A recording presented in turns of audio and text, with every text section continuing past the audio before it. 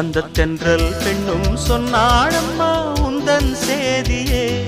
அவள் சொன்ன பின்பு மின்னல் போல வந்தேன் தேடியே. என்னை நீ தொட்டவுடன் எங்கவோ பொங்குதையா, முற்றுகை இட்டவுடன் சிற்றிடை தின்னுதையா. வெட்கம் விடுமோ அச்சம் விடுமோ தக்க துணைதான்